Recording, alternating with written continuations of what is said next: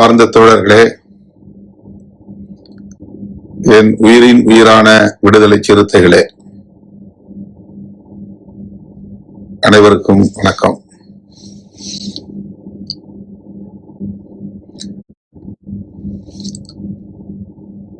வேட்பாளர்களை அறிவித்து விட்டார்கள். குறிப்பாக நமது கூட்டணியை சார்ந்த திராவிட முன்னேற்ற கழகத்தின் தலைவர் திமுக வேட்பாளர்கள் பட்டியலை இன்று அறிவித்தார்.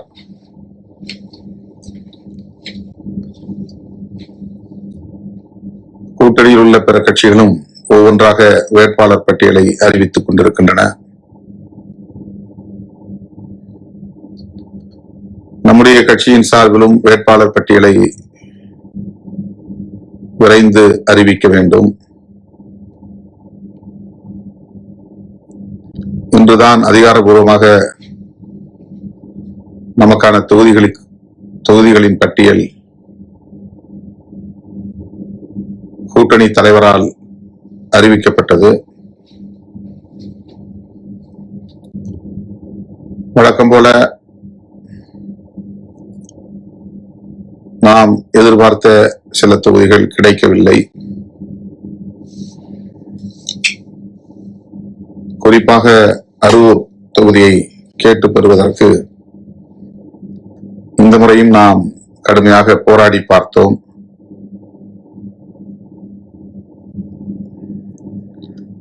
அது கிட்டவில்லை. அரூர் தொகுதியை சார்ந்த தோழர்கள்,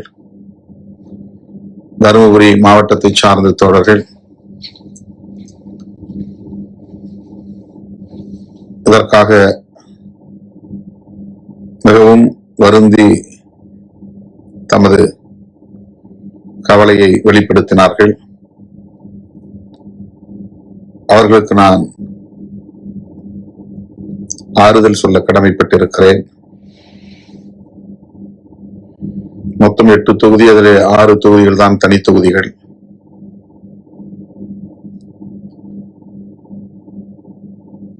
டெல்டா மாவட்டத்தில் ஏதேனும் ஒரு தனி தொகுதியை பெறுவதற்கு எவ்வளவோ முயற்சித்தோம்.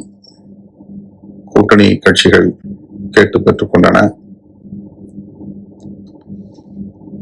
அதை போல இந்த முறை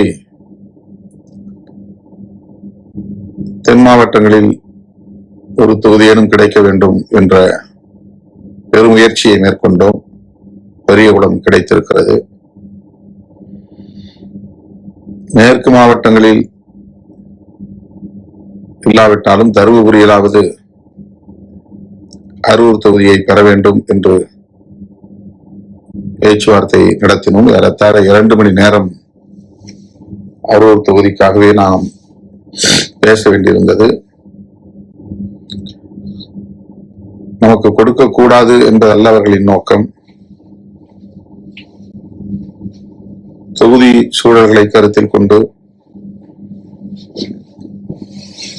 அவர்கள் எடுத்த சர்வே முடிவுகளை கருத்தில் கொண்டு சில தொகுதிகளை நமக்கு வழங்கியிருக்கிறார்கள், சில தொகுதிகளை தவிர்த்திருக்கிறார்கள்.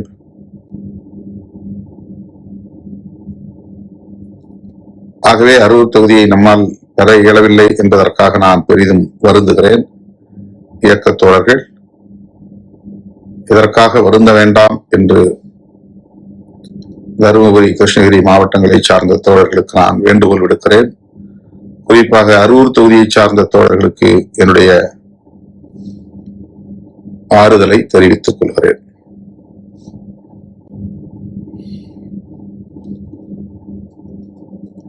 இப்போது நான் இந்த முகநூல் நேரலையில் 30ஆம் தேதி நடைபெறவிருக்கிற தமிழ்நாடு பார் கவுன்சில் தேர்தல் தொடர்பாகவும் விருப்ப மனுக்கள் அளித்த தோழர்களுக்கு சில தகவல்களை பகிர்ந்து கொள்வதற்காகவும் தான் இந்த இணைப்புக்கு வந்திருக்கிறேன்.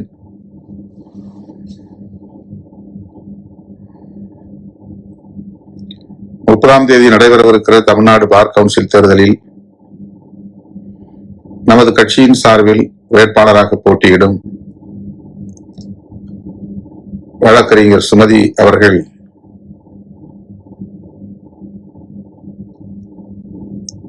நூற்றி 24ஆம் எண்ணில் போட்டியிடுகிறார். அந்த எண்ணுக்கு நம்முடைய கட்சியை சார்ந்த வழக்குரைஞர்கள் தங்களின் முதல் வாக்கை ஃபர்ஸ்ட் ஓட் தவறாமல் அளிக்க வேண்டும். இந்த முறை நாம் தமிழ்நாடு பார் கவுன்சிலில் கட்டாயம் வெற்றி பெற்றாக வேண்டும். சென்னையில் நடைபெற்ற தமிழ்நாடு பார் கவுன்சிலுக்கான வேட்பாளர் அறிமுக கூட்டத்தில் நான் இது குறித்து விரிவாக பேசியிருக்கிறேன். மீண்டும் நான் முகநூல் நேரலையில் அது குறித்து பேச தேவையில்லை என்று நம்புகிறேன். ஆகவே இயக்கத் தோழர்கள், வழக்குரைஞர்கள், நாளை மறுநாள் நடைபெறவிருக்கிற தமிழ்நாடு பார் கவுன்சில் தேர்தலில் தவறாமல் முதல் வாக்கை அளிக்க வேண்டும் என்று கேட்டுக்கொள்கிறேன். வழக்குரைஞர்கள் சங்கமாக இருக்கிற சமத்துவ வழக்குரைஞர்கள் சங்கத்தின் முதன்மை செயலாளர் வழக்குரைஞர் பார்வேந்தன் அவர்கள் தமிழ்நாடு முழுவதும் எல்லா மாவட்டங்களுக்கும் வேட்பாளரோடு பயணம் செய்து ஒவ்வொரு நீதிமன்ற வளாகத்திற்குள்ளும் வேட்பாளர்களை வழக்குரைஞர்களை சந்தித்து பார்வேந்தன் அவர்கள் கடந்த ஒரு வாரத்திற்கு மேலாக தொடர்ந்து வேட்பாளர் சுமதி அவர்களோடு தமிழ்நாடு முழுவதும் சுற்றுப்பயணம் செய்து வாக்கு சேகரித்திருக்கிறார். ஆங்காங்கே வழக்குரைஞர்கள் மிகுந்த உற்சாகமான வரவேற்பை வழங்கியிருக்கிறார்கள்.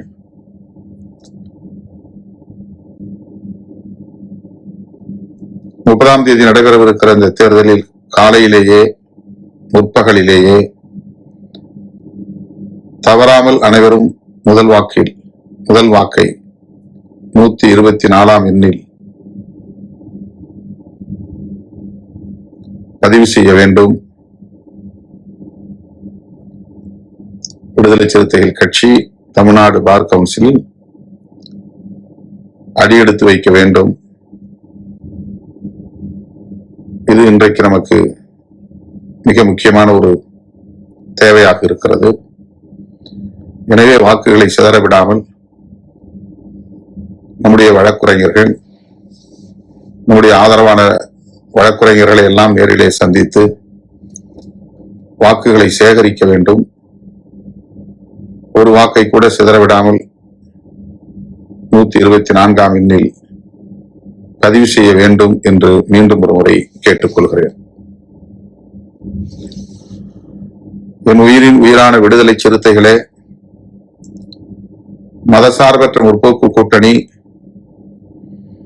இன்றைக்கு கட்டுக்கோப்பாக இருக்கிறது, வலுவாக இருக்கிறது, வெற்றிகரமாக இயங்குகிறது என்றால் அதற்கு விடுதலை சிறுத்தைகள் கட்சி பகீரத முயற்சி என்று சொல்வார்கள். அப்படிப்பட்ட முயற்சிகளை மேற்கொண்டார்கள். அது நிகழவில்லை. கட்டுக்கோப்பாக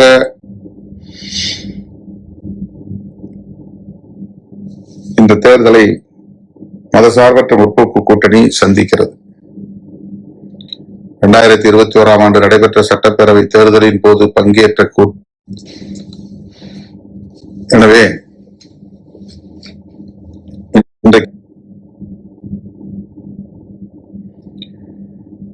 தேர்தல் நேரத்தில் நாம் கட்சியின் மறுகட்டமைப்பு வேலையையும் சமகாலத்தில் மேற்கொண்டு வருகிறோம். நவம்பர் மாதம், டிசம்பர் மாதம் ஆகிய 2 மாதங்களுக்குள் இந்த வேலைகளை எல்லாம் முடித்து விடலாம் என்று எவ்வளவோ முயற்சித்தும் மார்ச் மாதம் வரையில் நீடித்து விட்டது, நீடித்துக் கொண்டே இருக்கிறது.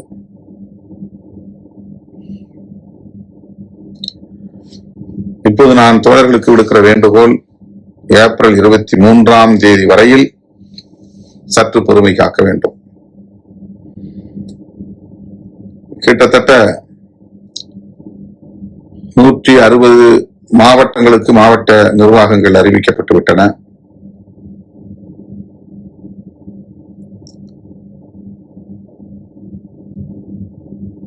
இன்னும் 80-90 மாவட்டங்களுக்கு மாவட்ட நிர்வாகமே அறிவிக்க இயலாத நிலை உள்ளது. இந்நிலையே எல்லோரும் ஒன்றிய நகர பேரூர் செயலாளர்களின் பட்டியலையும் அறிவிக்க வேண்டும் என்று வலியுறுத்தி கொண்டிருக்கிறார்கள். முடிந்தவரையில் இன்னும் ஓரிரு நாட்களில் எவ்வளவு விரைவாக மாவட்ட நிர்வாகம், செயலாளர், பொருளாளர், துணை செயலாளர்கள், நிர்வாக குழு உறுப்பினர்கள், மகளிர் விடுதலை இயக்கத்தின் மாவட்ட செயலாளர், இளஞ்சிறுத்தைகள் எழுச்சி பாசறையின் மாவட்ட செயலாளர் என்கிற இந்த குழு விரைவில் அறிவிக்கப்படும். முடிந்தவரையில் அறிவிப்போம். இல்லை என்றாலும் கூட தோழர்கள் பொறுத்துக் கொண்டு பழைய பொறுப்பாளர்கள் அவரவர் பொறுப்பிலிருந்து அப்படியே இயங்க வேண்டும் என்று கேட்டுக்கொள்கிறேன். மாநில பொறுப்பாளர்களை கூட அறிவிக்க இயலவில்லை. எல்லாம் ஏற்பாடு செய்து அப்படியே இருக்கின்றன. அதை நான் மீளாய்வு செய்வதற்கு கூட, ஒரு முறை பார்ப்பதற்கு கூட நேரம் ஒதுக்க இயலவில்லை.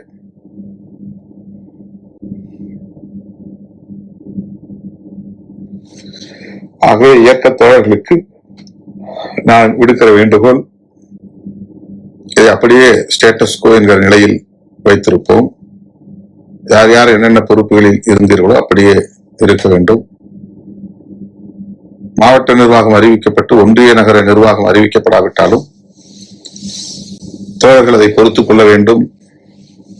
ஏற்கனவே ஒன்றிய செயலாளர்கள் இருந்தவர்கள் மாவட்ட துணை செயலாளர்களாக நியமிக்கப்பட்டிருப்பார்கள். அந்த இடத்தில் காலியாக இருந்தால் அங்கே ஒன்றிய பொருளாளர், ஒன்றிய துணை செயலாளர்கள் அப்படியே அந்த நிர்வாகத்தை செய்ய வேண்டும். இந்த நிர்வாகத்தை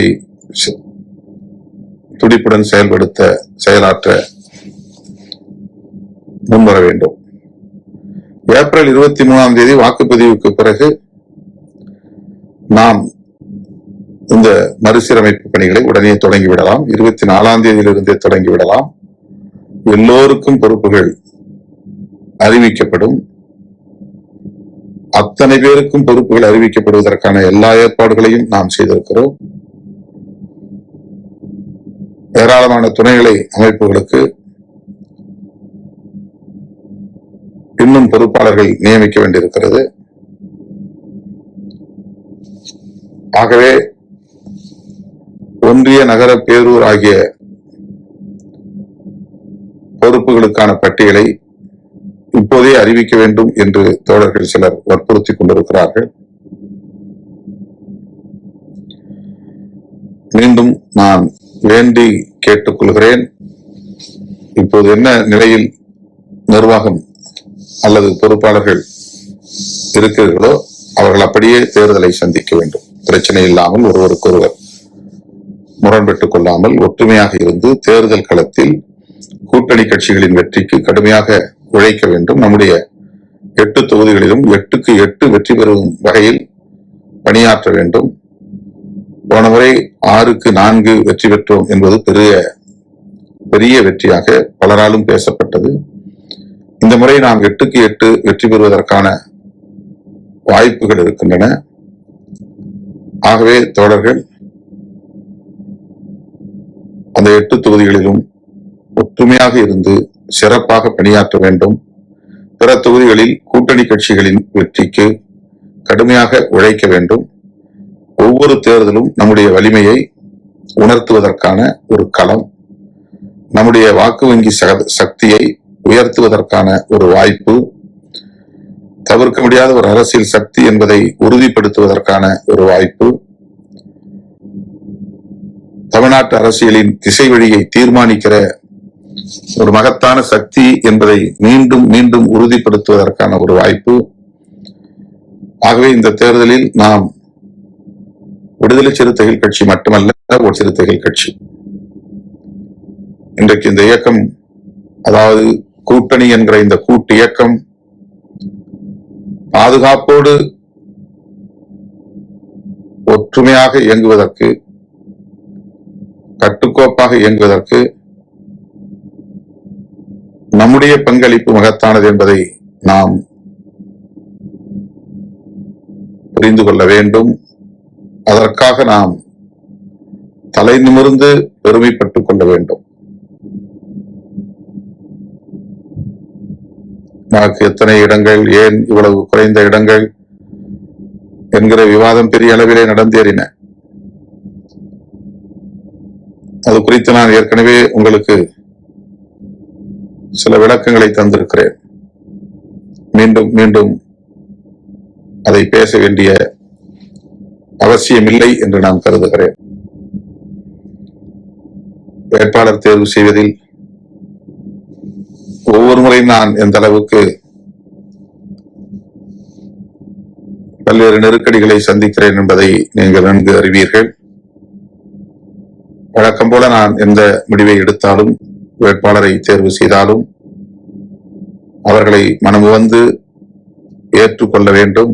அவர்களின் வெற்றிக்கு பாடுபட வேண்டும். அது தனிப்பட்ட முறையில் அவர்களுக்கான வெற்றி அல்ல, விடுதலை சிறுத்தைகளின் வெற்றி, ஒடுக்கப்பட்ட விளிம்பு நிலை சமூகத்தின் வெற்றி.